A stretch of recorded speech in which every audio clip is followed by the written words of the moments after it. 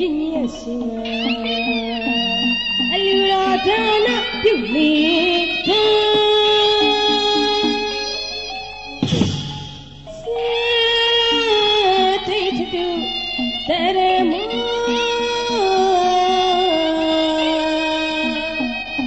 မြတ်တော်ရတနာ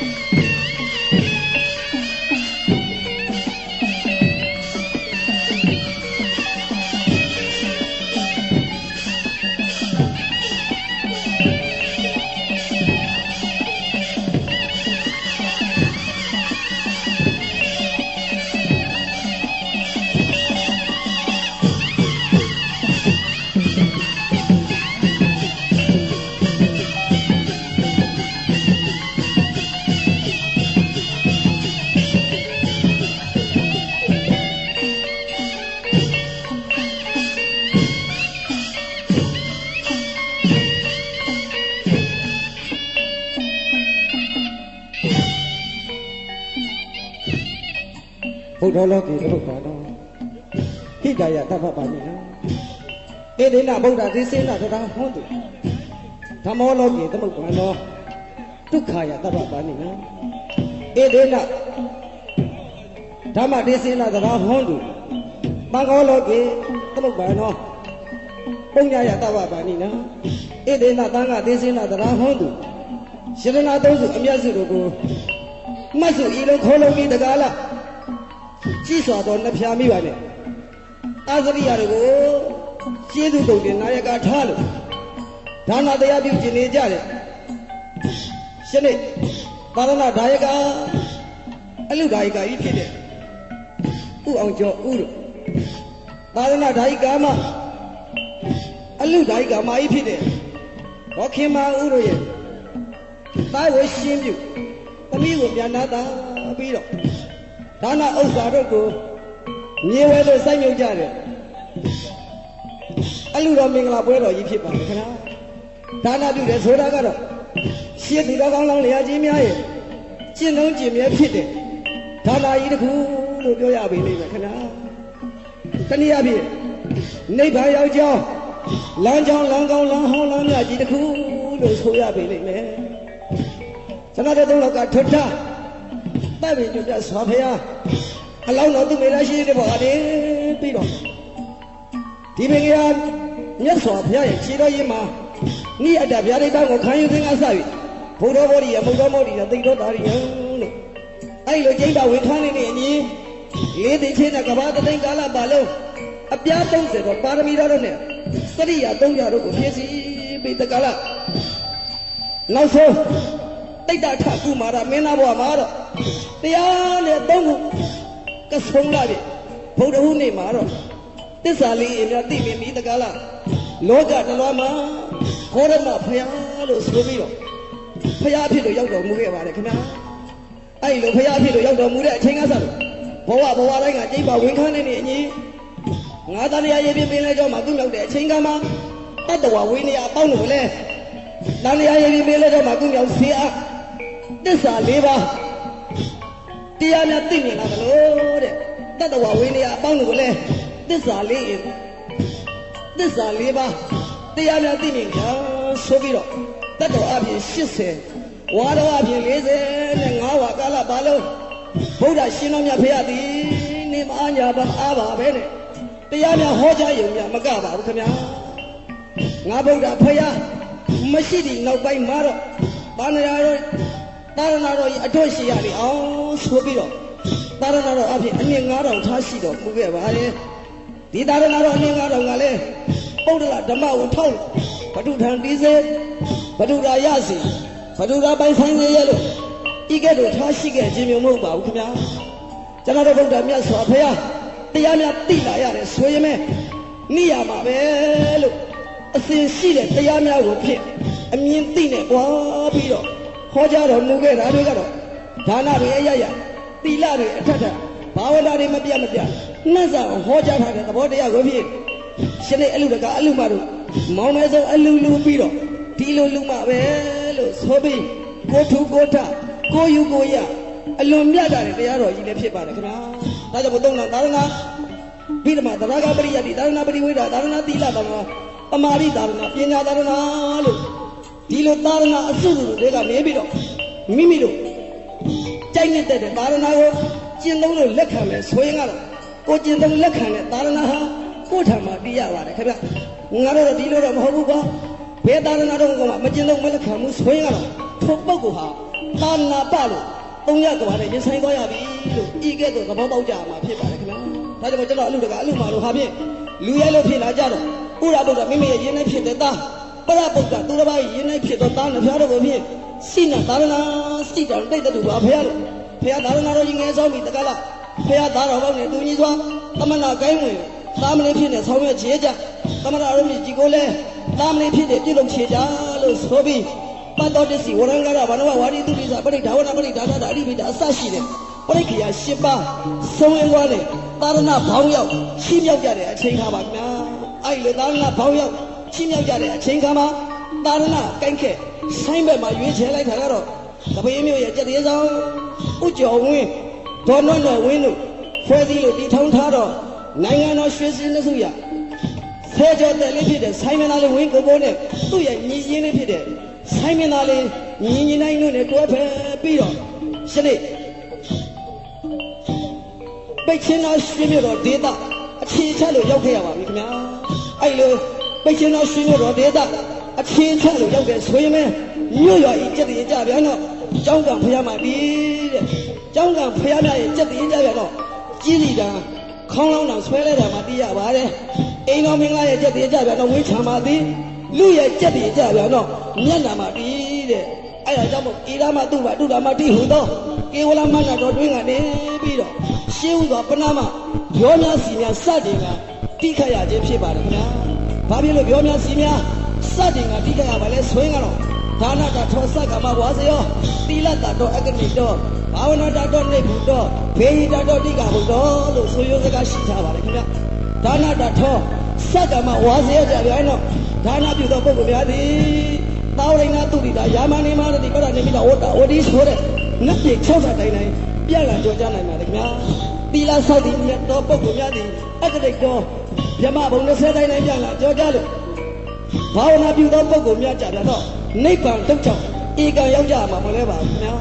ဘေးပြောစီပြီးတော့တရအတန်းတို့ဒီလေတိကဘုတ်တော့သုံးကဘုတ်တိုင်းတိုင်းကြားသည်နိုင်မဤလို့ဆိုတဲ့အတိုင်းကျွန်တော်များဆိုင်เสียဝိုင်းเสียများကနေပြီးတော့ရှင်းဥစွာပနာမနေဝင်းကြီးမိတင်နဲ့ပြောမိတင်ပြောလို့ဆိုရမယ်ပေါ့တနည်းအားဖြင့်ပြောရမယ်ဆိုရင်ကတော့ရွာဝေးရွာလေးကကြွလာကြတယ်အဲ့ဒါတော့အပေါင်းတို့ဟာဖြင့်ရွာထဲမှာလဲ့လဲပြီးတော့နော်ကိုယ့်ရဲ့ပောက်ဖော်များနဲ့တွေ့ကြဆုံးကြတဲ့အခါမှာအလဲအပလေးတွေတွားနေတဲ့ခါမဝင်းကိုကိုမင်းကရွှေဆိုင်တော်ကညဧကစကြပြီပြောတာစီတာများကြားရပြီဟဲ့ငါတို့တော့ကေဝလမန္တတို့တွင်းမှာတွားရောက်ပြီးတော့နေရာများယူတော့မယ်လို့အဲ့လိုကြားသိတဲ့နေရာကနေပြီးတော့ကြွလန်းဖို့ရအတွက်လူစုပေးတယ်ပြောပဲဖြစ်ပါတယ်ခင်ဗျာဒါကြောင့်မို့လူစုပေးတယ်ပြောတနည်းအားဖြင့်မိတယ်နဲ့ပြောနေဝင်ကြီးပြောလို့ခေါ်တဲ့ဒီပြောကိုဖြင့်ကျွန်တော်မို့ကြော်ပြောပြခြင်းဖြစ်ပါတယ်ခင်ဗျာဒါကြောင့်မို့ပြောဆိုတာကတော့ဘယ်ကနေပြီးစတင်ကပေါ်ပေါက်လာတယ်ပါသလဲဆိုရင်ကတော့ကဘာထွတ်တောင်းစပူမှာကဘာထွတ်တောင်းစပူမှာအလောင်းစီသူရတနာဖောင်လွင့်စဉ်ကမဟာတောင်းရဲ့မြင့်မို့အသွားတွင်တဆင့်ခိုးနာရတဲ့ပြေပြေမှာလေးဝင်းကသောတိအတန်ကိုမိုးတိညာအတန်မဆဲတာကြောင့်တဖန်နှဲဆိုတာဆက်ဆက်လာပြမှာတယ်ခင်ဗျအရွက်ခတ်ထားကြတော့စီနေထားအရွက်ခတ်ထားလေးကြတော့စီနေထားအတိကျွေများဂိုင်းထိသွားတာတော့ယခုဆိုင်ရှိများပလုတ်ပါတာလို့ပေါ့သမုတ်တရားတွင်တိကျွေခါတော့ယခုသိနေကြတဲ့ဘာစီပမာဏအရေးချင်းမှန်တာကိုရွှေလကွင်းနဲ့ထွင်ငါပြုတ်တာကြောင့်မင်္ဂလာမှုဤထုံမပြတ်ရအောင်အာသာနီညာလင်းအောင်ဒီနေရာမှာပြီးဆုံးညခနဲ့ဆိုတာပြတော့မှုပါသုံးတော်က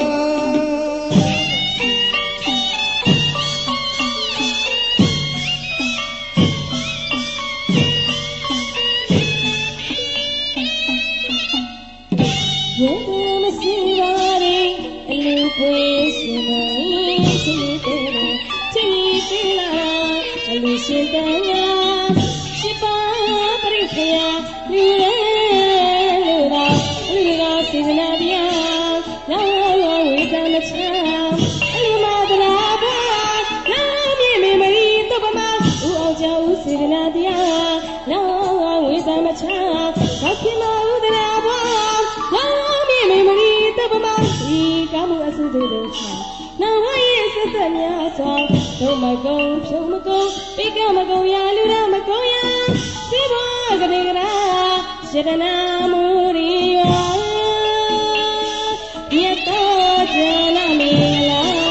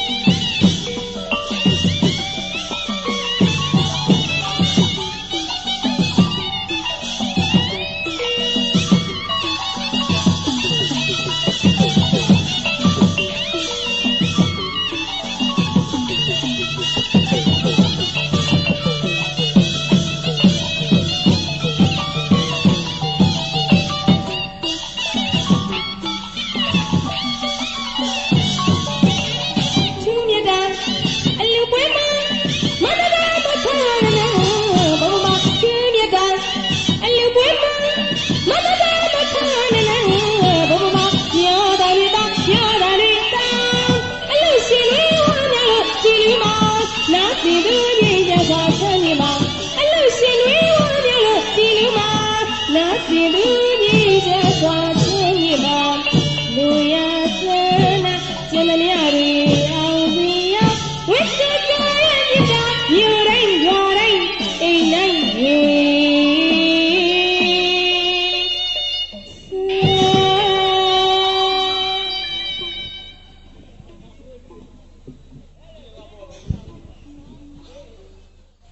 တိုင်းပြည်ကြီးရဲ့ရေတရေဧကရေမင်းတို့ဥညွတ်ရာရွှေပြည်ရွှေနန်းထီတုံနန်းလုံးဖြစ်တဲ့ဝဲရာဆိုင်တော်သားများဟာဘောင်းတော်ဗရမဝေစားစီရင်ပြီးမြတ်လစွာစီစဉ်ထားတာကတော့တာဝရိန်နာမှာရှိတဲ့နတ်သားတွင်မှာ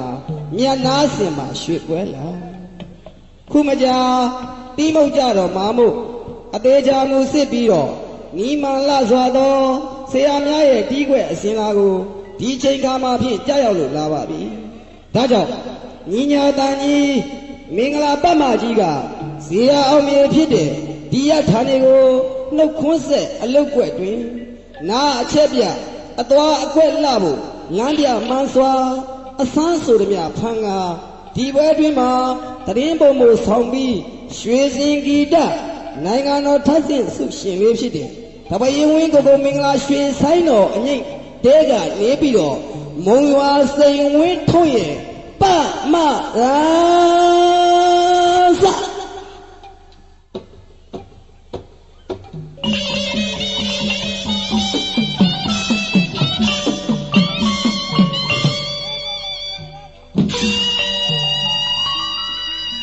မြင်းမြင်းနိုင်နိုင်ဟုတ်တာပေါ့ချီရီရီအေးတမလာလာဝေကိုကိုပြန်လေး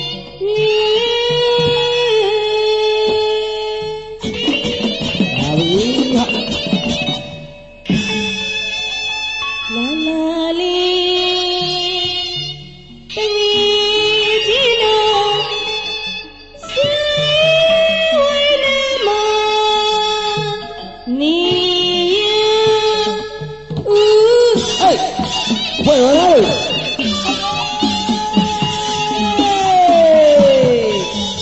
ရောလေရလာဖေး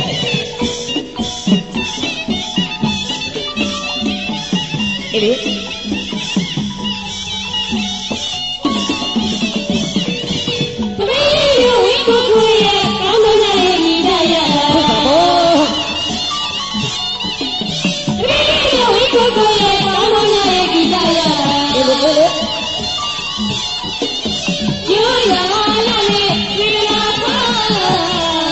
ဒီမှာလို့လည်းလုပ်လို့သေးလား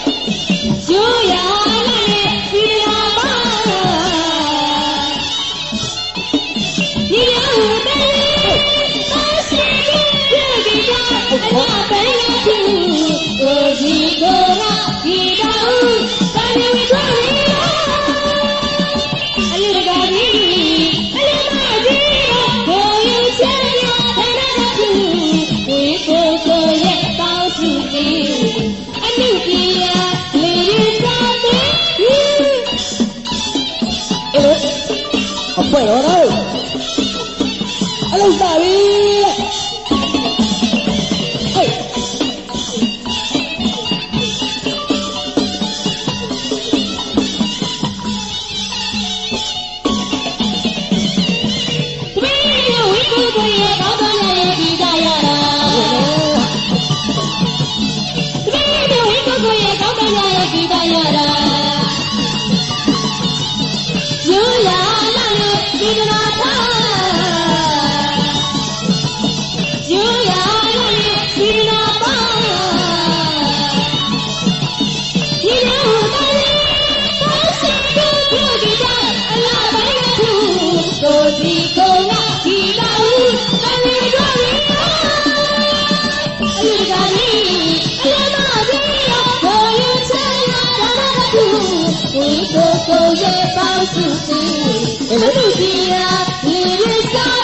ဟေး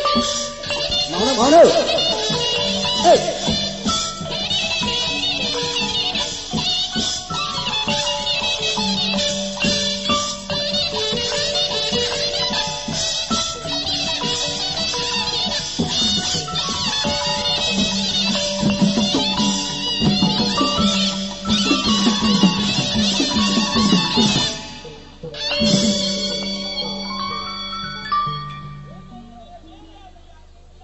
ရိယတန်စင်ကြီးကွယ်ပဲဖြစ်ပါလေမြန်မာရိုးရာဂီတပညာတို့သည်ဒုတိယအင်းဝခေညောင်ရမ်းခေလောက်မှစ၍စနစ်တကျဖွံ့ဖြိုးတိုးတက်ကြသည်ဟုပညာရှင်များခံမှန်းကြပါသည်အဘယ်ကြောင့်ဆိုတော့ဝိညာဉ်ပရိသရာစာရေးခဲ့သောသန္တရာသေးရှင်ပဇင်းတော်တန်ကျိုးတီသာအစချီကလတ်ကြီးကျိုးတာယာကလတ်ငယ်ကျိုးတို့သည်မြန်မာဒုရိယာဂီတပညာ၏အခြေခံတီးလုံးတီးခွဲ့များပင်ဖြစ်ပါ၏ကုန်းမောင်ခေတ်တွင်မြောက်ရီမင်းကြီးဥစ္စာနှင့်ခေတ်ပြိုင်စာဆိုတော်များမှာပြင်စင်မင်းသားကြီးအနောက်နားမတော်မမြလေးလှိုင်ထိတ်ခေါင်ပြင်စာတော်ပညာရှင်များကြောင့်မြန်မာဂီတသည်ကျိုးဘွဲ့ပတ်ပြိုးရိုးရာမွန်ဘောလေတေးဒထွန်းနောက်ဒိဏနတ်ချင်းသင်္ကတသင်္ခါတံကရင်ဩရာလေတော်သာစီတော်သာဘုံကြီးတံယထုယကံအဲ့အာလူသာစသည်ထွန်းကားတိုးတက်လာခဲ့သည်မြန်မာရိုးရာဂီတတွေတဲကနေပြီးတော့မြန်မာတိုင်းမြင့်ချရလေအောင်ဆိုပြီးတော့ကြိုးစားကတင်ဆက်လိုက်တယ်ရိုးရာဆိုတဲ့ပန်းစင်တီးကွက်လေးကိုဖြင့်ဒီလိုနာတော့တာပန်းစင်ကြပါအောင်စတာချစ်စွာတော့ဆိုင်ချစ်ရွှေပွဲလား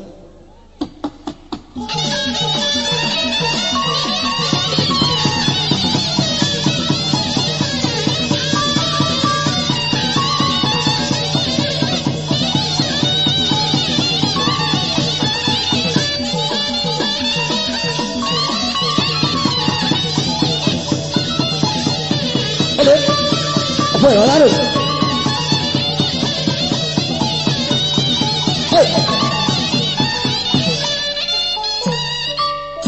ဟေးမောင်တို့ရိုးရအေးလေလေ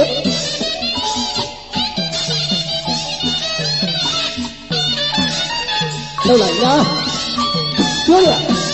အာရုပ်ကြီးရအေးလေမောင်တို့လူလူကြ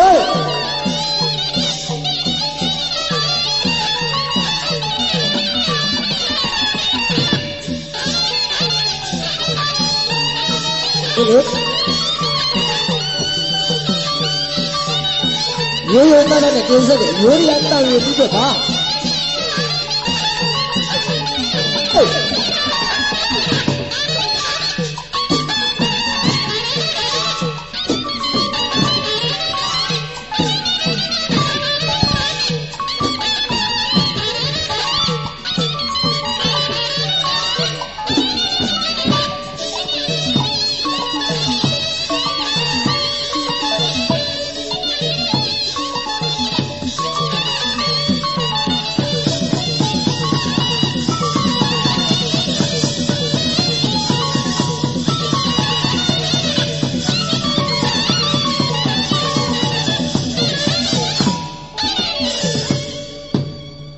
စင်ထောက်ရချစ်ခင်လေးစားပါတော့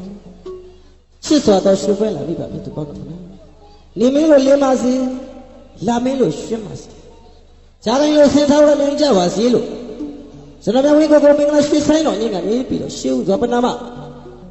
နှုတ်ခွန်းဆက်လိုက်ရခြင်းဖြစ်ပါလေယခုပြောရလို့တင်ဆက်တာတော့ဒါရိုးရတန်ဆန်းနဲ့တန်ခန့်ခန္ဓာပဲဖြစ်ပါအယိုးကိုရမဖုံးရအောင်အယိုးကိုအရွက်ဖုံးရင်တော့ပြပြုံးတတ်တာမို့ရှင်ဝင်းကိုဖွဲ့ရတာတော့ကပနာမအဖြစ်ရိုးရာဆိုတာစတင်တိခတ်ရခြင်းဖြစ်ပါဒီရိုးရာမှာပါဝင်ကတိခတ်ကြတဲ့အမှုပညာရှင်များရှင်တွေကြွရောက်ကရှူသာအပေးလာကြတယ်မိဘပြည်သူများနဲ့ရှင်းဥစွာပနာမနှုတ်ခွန်းဆက်ခါပြောကြလို့ပြေးသွားရမယ်ဆိုရင်ကတော့ရှင်တွေဆိုင်ဆရာလေးဖြစ်တယ်ရွှေစင်နှစုရဆယ်ကျော်တဲ့လေးဖြစ်တဲ့ဆိုင်မသားလေးကတော့ဝင်းကုတ်ကုတ်ပဲဖြစ်ပါတယ် သူ့ရဲ့ညီဆိုင်မသားလေးညီနိုင်တဲ့အတူရှင်တို့ဝင်းကိုကိုရဲ့အန်ဒေဝတိကဆရာအရင်ဖြစ်လက်မုံဝါမျိုးရဲ့ကြက်တေဆောင်ဆိုင်းဆရာကြီးမုံဝါအောင်ကျော်သူနဲ့စိန်အောင်ကျော်တော်သူ့နောက်တစ်ဖန်နေပညာရှင်ဖြစ်တဲ့အာဇာနည်ညာလင်းအောင်မောင်တော်ဒီစိန်ညွန့်မောင်တို့နဲ့အတူပမရီဆရာမုံဝါစိန်ဝင်းထွန်းလကွေရုပ်စုံဟာတာလူရှင်တော်လည်းကွာစီတို့မှာကတော့မော်ဒယ်တယောက်ဆောင်လေးဖြစ်တဲ့လူငယ်ချမ်းမြေကိုပဲဖြစ်ပါတယ်စီဝါမှာကတော့အထွေထွေမန်နေဂျာကြီးစိန်နေဝင်းကတာဝန်ယူထားပြီးတီဆိုပေးသွားကြမယ်ဒေသရှင်များမှာဆိုရင်ကတော့အမျိုးသားဒေသရှင်လေးကိုကွာစီနေတယ်ရှင်တဲ့အမျိုးသမီးဆိုတော့ဖြစ်တယ်ပင်နိုင်သာဒေသရှင်မလေးကတော့ဝင်းချယ်ကြီးပဲဖြစ်ပါတယ်ထို့နောက်တစ်ဖန်အထူးအားဖြည့်ထားတယ်ဒေသရှင်မဆိုရင်ကတော့မုံဝါမြို့ရဲ့ကြက်တေဆောင်မင်းသမီးကျော်ကြီးမမြတ်နန်းကြီးပဲဖြစ်ပါတယ်ခင်ဗျာတာရယုံကိုမောင်လေးတို့နဲ့တူတွဲဖက်ကဆွဲမရအောင်ဆိုပြီးတော့တီဆိုပေးသွားကြပြီးကြွလာကြတဲ့အမိဖာများတွေယနေ့ညချမ်းမှာဟာရရရှင်စေတိုက်ကျွေးသွားကြမယ်ဟာတာလူရှင်တော်များမှာဆိုရင်ကတော့အထူးရင်ပြောပြเสียမလို့တော့တယ်ဟာတာလူရှင်တော်ကြီးရန်နိုင်တဲ့အတူဟာတာလူရှင်တော်လေးဆွဲဆုံးမိုးကြော်ရှင်နေ့ဟာတာလူရှင်တော်လေးတက်တစ္ဆ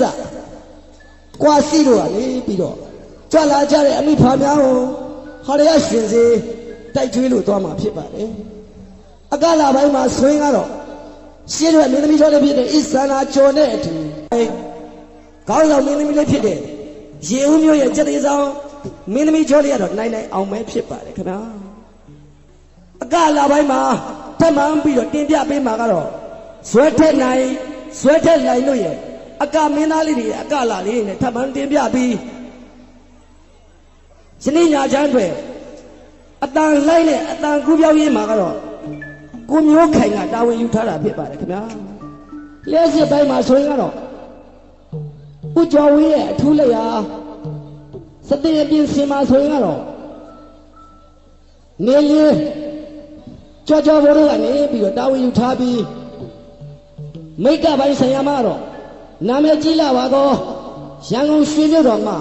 မာမီဆမ်းပဲဖြစ်ပါတယ်ခင်ဗျာဒါကြောင့်ညီညွတ်လာတဲ့ဝင်းကိုကိုရဲ့အဖွဲ့အစည်း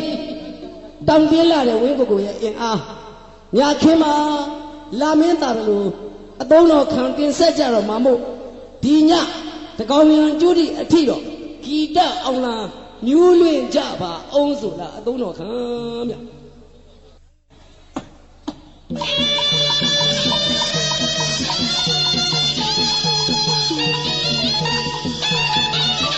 အေးလေဟောရတာလို့အေး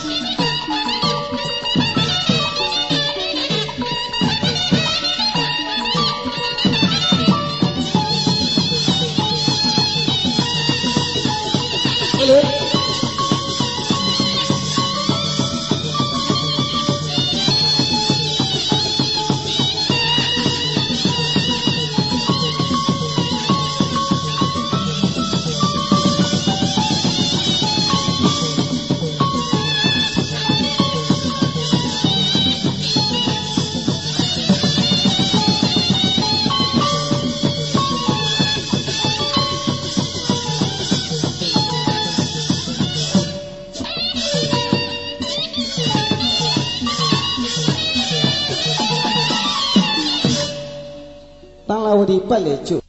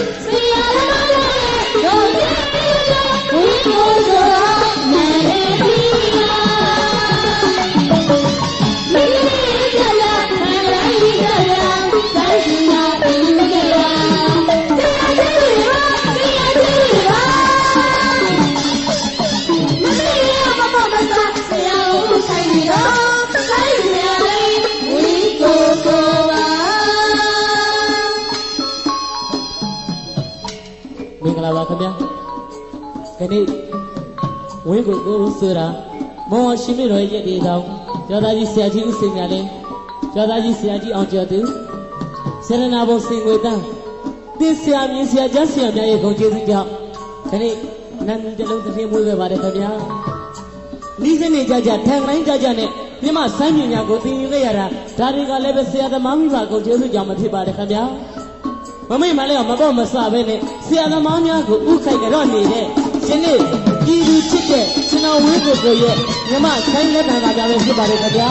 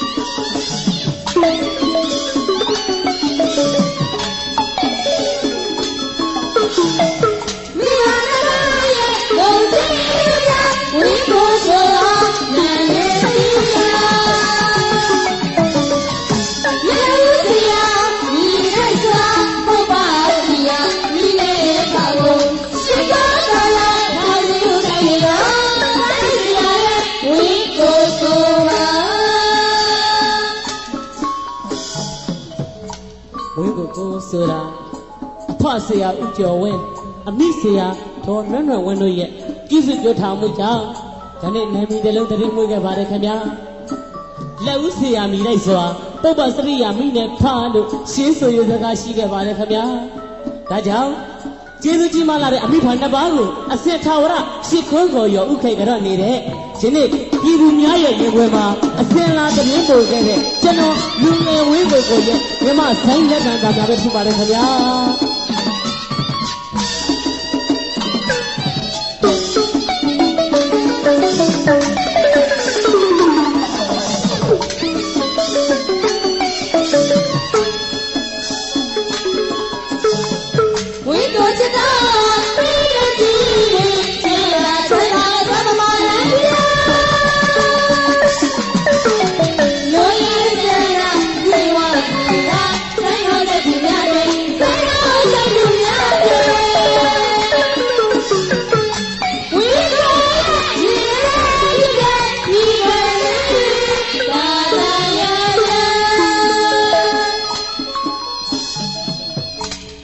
ဝင်းကိုဆိုတာမြမဆိုင်ပညာကိုအသက်ထဲမှာကချစ်တဲ့ဝင်းကိုပါခင်ဗျာကျွန်တော်မဝင်းကိုဆိုတာပြီးတဲ့ကြီးကိုလေးလေးစားစားနဲ့ဆိုင်ပြီးပြတဲ့ကျွန်တော်ပါဗျာကြွလာကြတဲ့ပြီးတဲ့ကြီးတွေကျမ်းမာလို့ချမ်းသာတော်မူကြပါစေလို့ဆုတောင်းရင်းနဲ့အတူဒီနေ့ညဆိုင်အကောင်းကျတဲ့များတွေကျွန်တော်ဝင်းကိုရဲ့ရင်သွေးဖြစ်အမှုပညာတိကွတင်းချင်းလှလှလေးတွေကိုချုံမိတ်စွာအားပါကြရသည်နားဆင်တော်မူကြပါခင်ဗျာ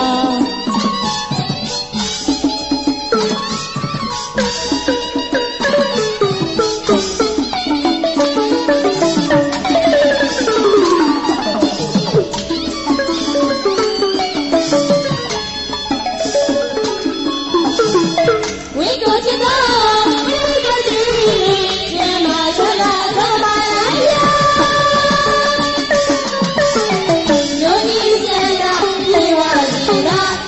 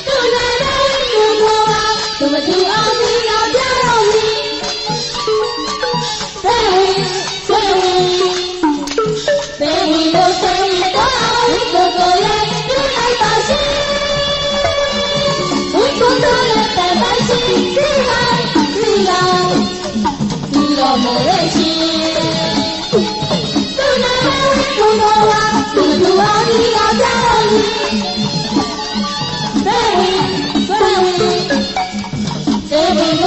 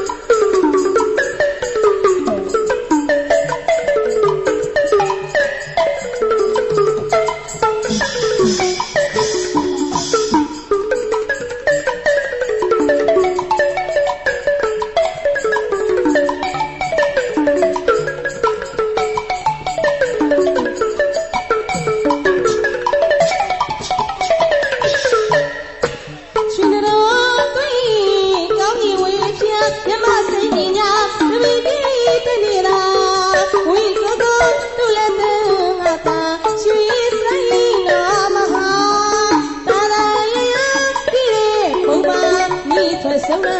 အတီးရဲ့ကိုရင်ကသူ့ရဲ့ရွှေနဲ့တန်တာရွှေတဲ့ကိုစခုနဲ့ငယ်တိုင်းစကောင်းနဲ့လူယူတွေပါမတရားအောင်ပြင်ပြပါလား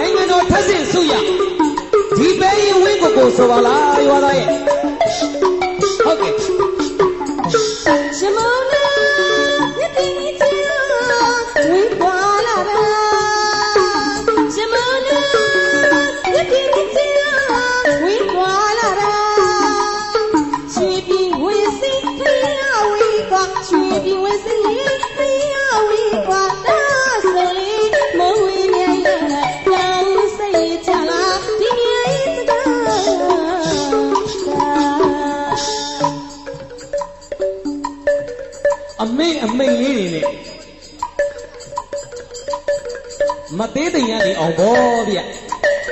ဟုတ်တယ်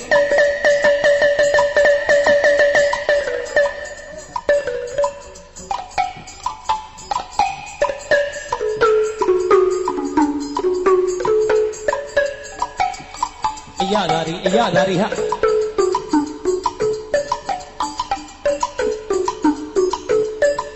ဟုတ်ကဲ့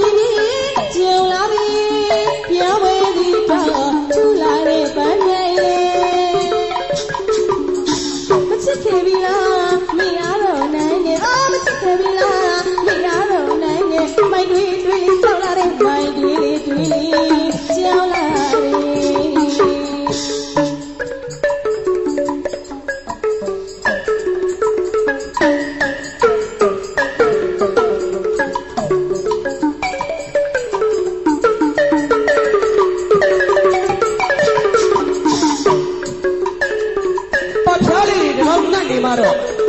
အထက်ကနံပါတ်ကြားတွေလည်းကြားလောက်ပါလေရွာသားကြီးဟုတ်ကဲ့ဟုတ်ကဲ့အောင်တစ်ချင်းတင်းနေအောင်ရပြပြအောင်မဒီတော့စုတမ်းနေတာအောင်တစ်ချင်းတင်းနေအောင်ရပြပြ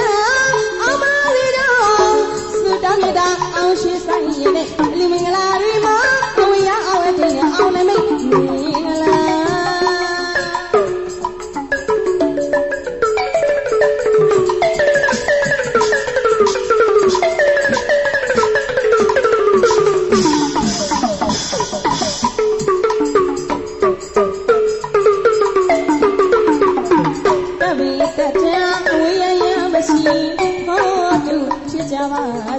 တဝိတတာအဝေးရမရှိဟောတုဖြစ်ကြပါလေတနင်္ဂနွေတနင်္လာအင်္ဂါဘုရားဟုကြာသာပတိနဲ့တောက်ကြစနေတနင်္ဂနွေတနင်္လာအင်္ဂါဘုရားကြာသာပတိနဲ့တောက်ကြစနေပထွေတွေကိုမြတ်သားသမီးတို့စိတ်ဓာတ်ဒုက္ခကြာရဒုက္ခချမ်းသာဒုက္ခနဲ့ခြားတာနဲ့လူသမီးရကြပါစေရှင်